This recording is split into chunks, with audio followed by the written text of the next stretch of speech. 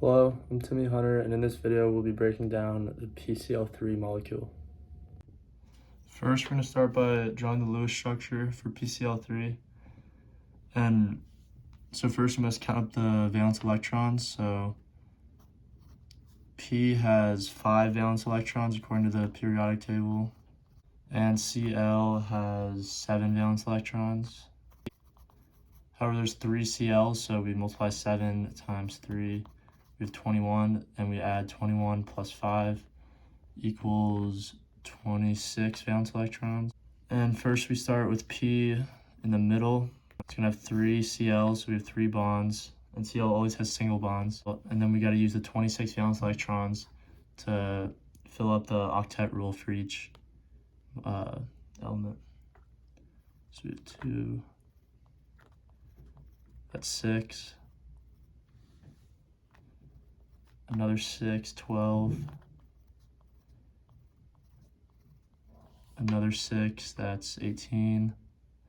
The 3 bonds, which would be 24, and then we have 2 more, which equals 26. So this structure right here would be the Lewis structure for PCl3. Now we'll look at the electron pair geometry, the molecular shape, and the bond angle of PCl3. So PCl3 follows the AX3E format, and E is the lone pair, X3 is the Cl, and A is the P. And we'll go over to a chart that we learned in the previous lecture, and we'll go to AX3E, which follows the same format. We'll go over and we see that the electron pair geometry is tetrahedral, the molecular shape is trigonal pyramidal, and the bond angle is 109.5. This would be an example of the 3D structure of PCl3.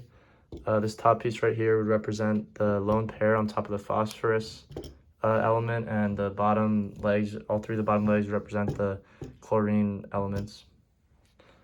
We know that PCl3 is polar due to the lone pair that's on top of the phosphorus element, and this lone pair causes electron-electron repulsion, and this makes the structure sort of bent, resulting in an unequal charge distribution, which results in a permanent dipole force. Next, we'll go over the IMF forces for PCl3. We'll start with the dispersion force.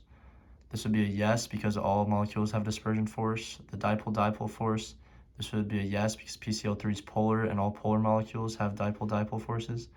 And the H bonding would be a no because PCl3 does not have an OH bond, an NH bond, or an HF bond, and these are the only bonds that are strong enough to cause hydrogen bonds.